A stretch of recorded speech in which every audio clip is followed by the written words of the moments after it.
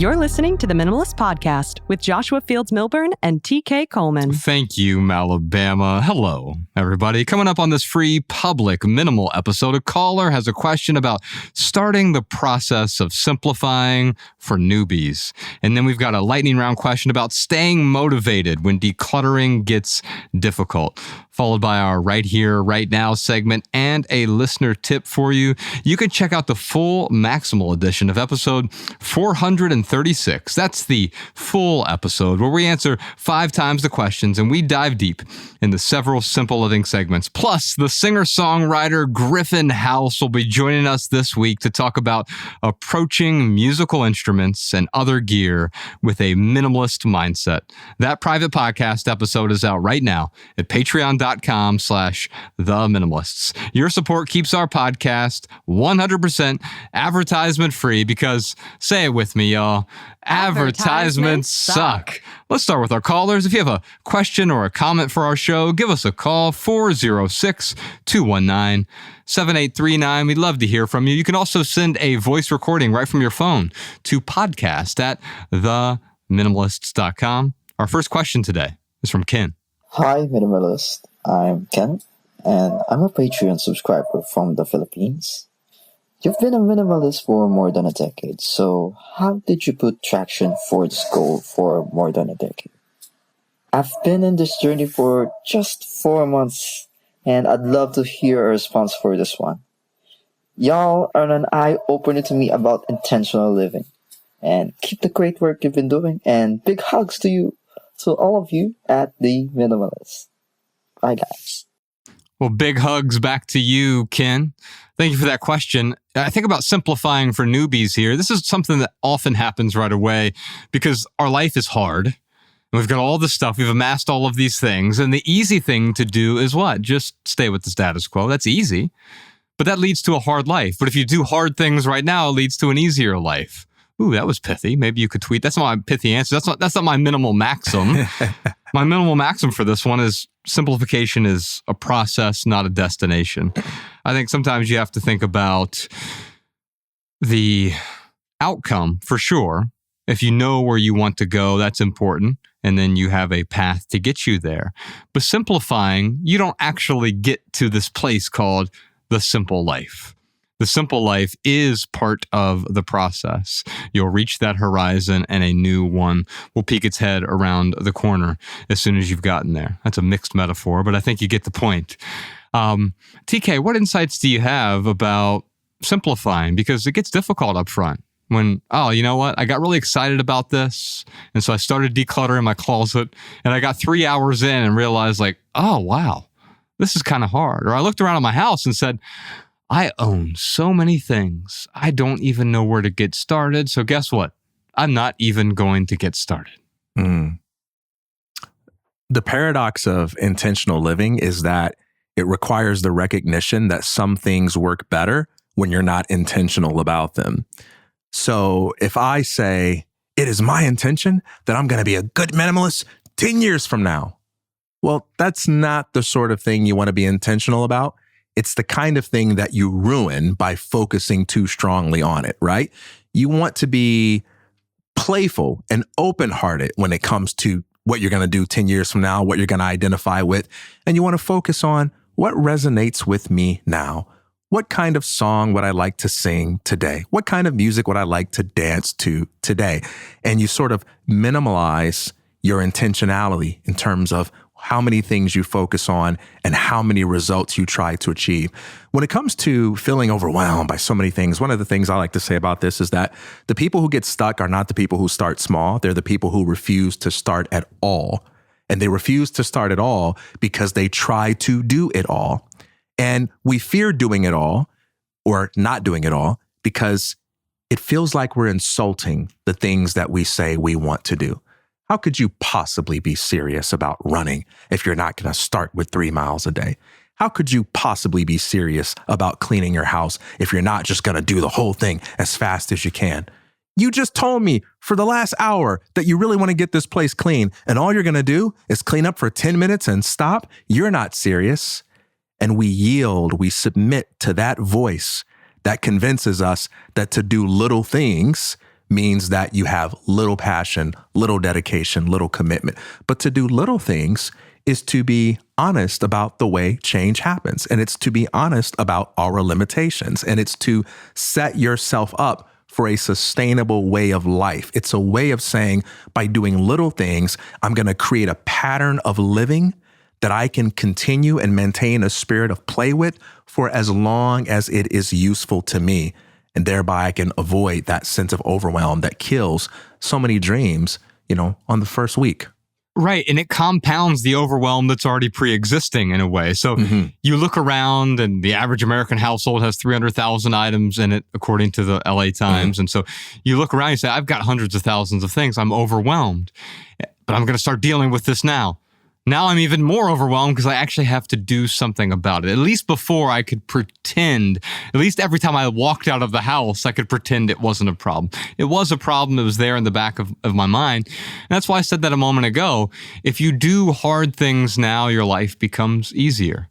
If you do easy things now, your life's going to become appreciably more difficult in the long run. And so for me, simplicity is about finding a starting point. That's why we did the 30-day minimalism game. You can download the calendar for free and you can start. In fact, a brand new month is right around the corner. Just go to the minimalists.com/game. You can see exactly how to play the game. It's real simple. It's free. You can download the calendar for free. But the intention behind that was, I don't know where to get started. Okay, not a problem. We'll help you get started by starting with literally one thing. Everyone has that one thing they know they're willing to let go of. And the second day, it's two things. And okay, I know I got a couple things I can find around here. So it's not about clearing out all of the clutter immediately. It's not burning your house down and walking away from it like Denzel Washington and Man on Fire, which would be great for some people. Illegal, so don't do it. But it would feel like this sense of relief. In fact, that's one of the rules that we have in the Minimalist Rulebook, the spontaneous combustion rule. And I know that some people now are like, if everything in my house burned down, I'd miss a few things, but there are some things I would just feel such a relief that it's gone. Thankfully, with minimalism, it's not an all or nothing proposition. I'm thinking about, we were just in Palm Springs. We're in the middle of this tour right now. It's called the Everything Tour, and there's still a few stops left. You can get tickets at theminimalists.com/tour. They're free tour stops. It's our first free tour since 2015. And at the end of the last tour stop in Palm Springs, we were doing a Q&A session. And this woman, eventually she goes, "Can't you just tell me what to get rid of?" And the answer is yes, I can tell you what to get rid of. With respect to me, I can tell you what I would get rid of for my life, but I don't know you. But also, let's say that I knew exactly what to get rid of. In fact, I went into your home for you and then removed those things. You'd probably feel a sense of relief right away, but I'd also be robbing you of the dignity of letting go. Your ability to let go also means you're going to have to do the difficult thing, which is ceasing to cling to that which no longer adds value. And if I rip it out of your hands for you, now all of a sudden I've taken away your dignity, not just that thing that you were holding on to. Yeah, that's exactly right. There is this interesting story that I don't think gets cited as an example of minimalism or simplicity, but I think it's such a perfect illustration of it. It's in the Bible. Jesus is talking about a man who has an evil spirit cast out of him. And he says, when this evil spirit is cast out of him, the spirit wanders around, kind of lonely. Oh, I used to be able to stay in this guy's soul. This sounds so crazy, like The Exorcist, right? And so the spirits, he searches for a new place to go and he can't find a place. And he says, you know what? I'm going to go back to the place that I was cast out of. And he goes and checks on the man, and he sees that that man's soul is clean and swept, and it's all nice and orderly. And the spirit goes to find 7 other spirits that are worse than him, and they enter into the man, and he is worse than he was before. And so there's this idea that freedom isn't just about getting rid of the bad stuff. If you get rid of the bad stuff, yeah, you're clean. But innocence and integrity are not the same thing, right? You can get rid of the bad stuff, but if you don't replace it with something that is life-giving, if you don't fill that space with something that is truly worth filling it with, which doesn't have to be a thing, it doesn't have to be something tangible, then you are setting yourself up to, in many cases, be worse off than you were before. And one of the reasons why it's so important to not just address the immediate problem by saying, you can get rid of that and you'll be okay. That's like casting out the evil spirit. I'll be your minimalist exorcist. I'll come into your home and I will cast out all of the objects that create stress in your life and make sure everything is clean. But if we don't deal with the fundamental problem of you addressing your why, what is life for? What is this space for? Why am I even here? And what are the things worth doing? Then that stuff in a different form is just going to make its way back. And you'll say, how did I get here? I thought the exorcist got rid of this problem. I love this question. What am I making space for? Because the fundament of Ken's question is, how do you get that traction, right? Well, traction requires what? Some friction. Without friction, we remove all friction, we just slide around everywhere. We can't get the traction we need to move forward. Now, too much friction is also a problem. So this is a bit of a balance. If you're driving on ice, you're going to careen into the guardrails, right? But if you're driving on a surface that is nothing but friction, you need a four-wheel drive vehicle, and then eventually maybe that can't even get you where you are going. That's too much friction. And then you also lose traction because you have an inability to move forward. So the question is, what am I making room for? And said another way, how might my life be better with less? We talked about that in our last Netflix film, Less Is Now. How might my life be better with less? It sounds like a how question, but it's actually a why question. Because everyone wants to know how to. So I phrase it that way. I actually originally got a similar question from our friend Joshua Becker, but I phrase it that way because it sounds like a how question, but it's really why. Why am I simplifying my life? What am I making room for? And TK, you just said it's not material things necessarily, but it could be. It could be like, you know what? I really enjoy guitars. We're going to talk to Griffin House in a bit about how he doesn't have a guitar collection. In fact, if some people gifted guitars to him and he felt a bit, I don't know, maybe he felt a bit of unease around that, right? But if someone else is a guitar collector, then I'm making room for my guitar collection. Someone else could say, I'm making room to breathe because I feel like I'm suffocating. I'm suffocated in this space, right? Or someone else say, I'm making more time for my creativity. Why am I simplifying? What am I making room for? And Ken, if you know what you're making room for, the letting go begins to take care of itself. It unfolds on its own. You know you're getting this out of the way to make room for that. You know you're getting that out of the way to make room for this right here. Danny was telling me a story about David Goggins. Someone came up to him and said, hey, I struggle with discipline. How do I get discipline? And Goggins says, well, what do you want to do? And he says, I don't know. He goes, well, that's your problem right there. You don't need discipline. You have nothing that you're trying to do, right? What are you going to do? Go bang your head against the wall for 10 minutes just because it's difficult to prove that you're disciplined, right? Before discipline becomes relevant, before it becomes valuable, there has to be some kind of purpose that the discipline will uphold. And I will take it a step further. I think discipline is sort of like training wheels for a lot of people.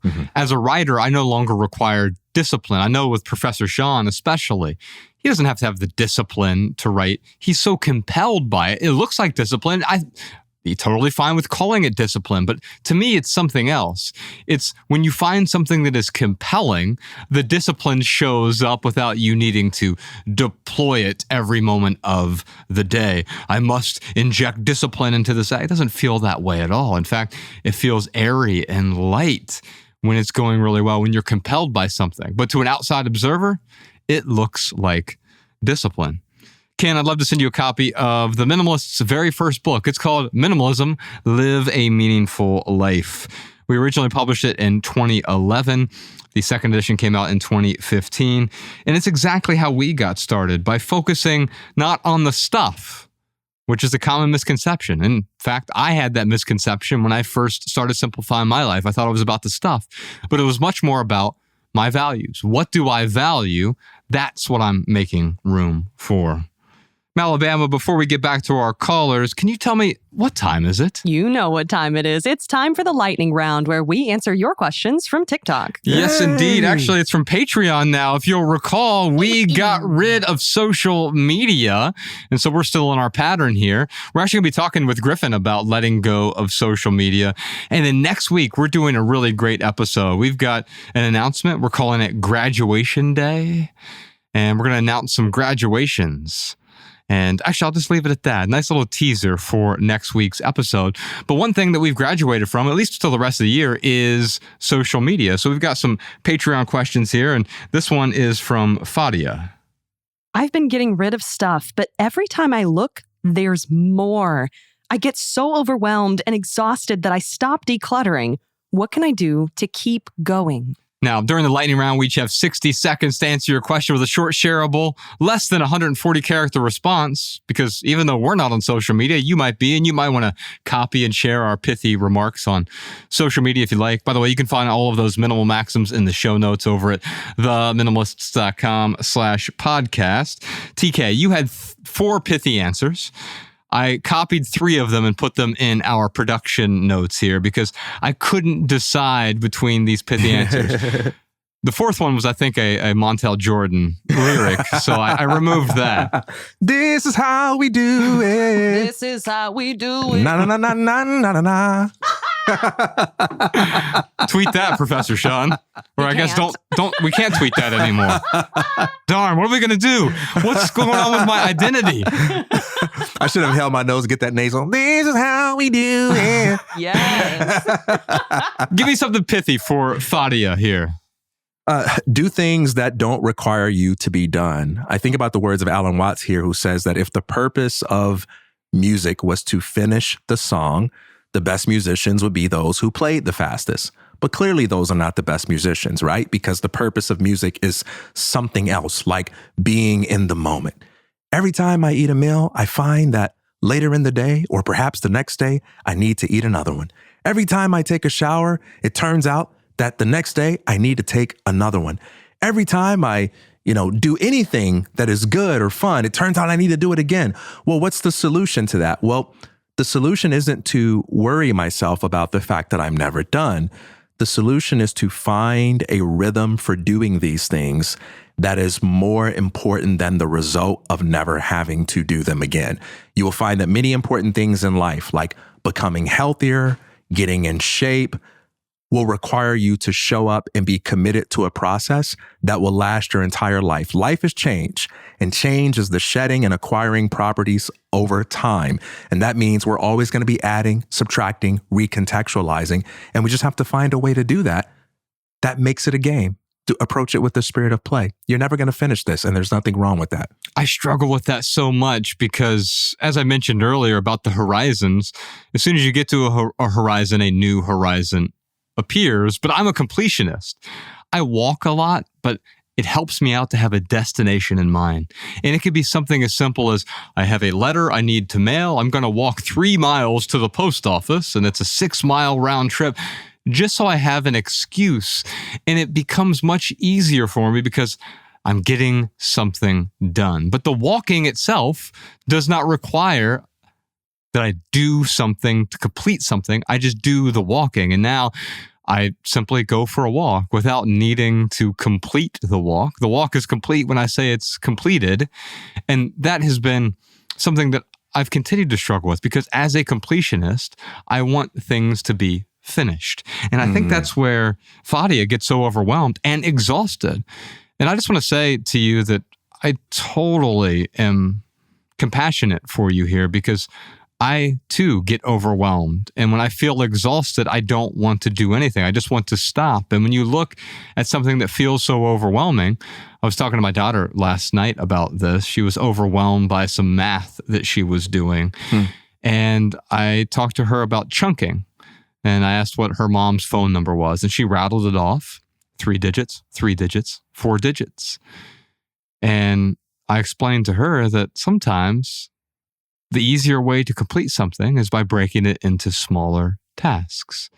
You know the area code first, and then you know the prefix, and then you know the last 4 digits, but you don't just rattle off all 10 digits. And I think the same thing is true with simplifying.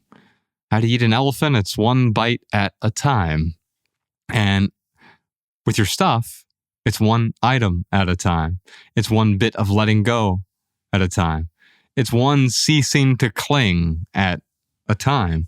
And as soon as you understand that, you'll be able to let go, not of everything all at once, but you'll be able to let go of that thing that's right there in front of you. And as soon as you let go of that, guess what? You can then move on to the next chunk. You get to define what the chunk is. I think about our most recent book, Love People, Use Things. We had 52 families who embarked on their own version of a packing party. Ryan's infamous packing party from our last Netflix film. But we gave them options. Some of them, whole house, pack up everything like you're moving, and then unpack only the items you need over the next 21 days. For some people, it's like, that's way too much. It's overwhelming. I am exhausted like Fadia here, right? Yeah. But I know I can do 1 room. I know I can do my closet in the spare bedroom.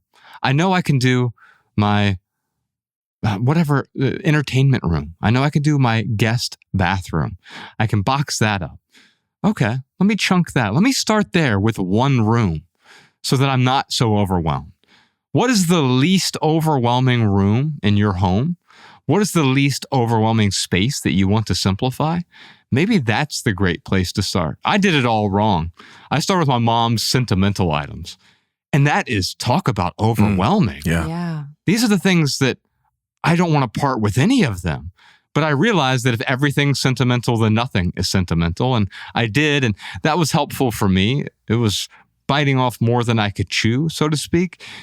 If I could do it over again, I would start with just 1 space. If I could simplify this space before I move on, it would build up that letting go muscle that would continue to give me the momentum I need to keep letting go, because I'll get to that horizon, but I'm not done when I get there. It's about continuing to simplify once you've gotten to the horizon. That's good. We're just getting started, TK. We've got a plethora of caller questions to answer on the private podcast. But first, real quick for right here, right now, here's one thing that's going on in the life of the minimalists. Our decluttering course, Simplify Everything, opens up on April 1st of this year. It's not an April Fool's joke, but it is 72 hours only.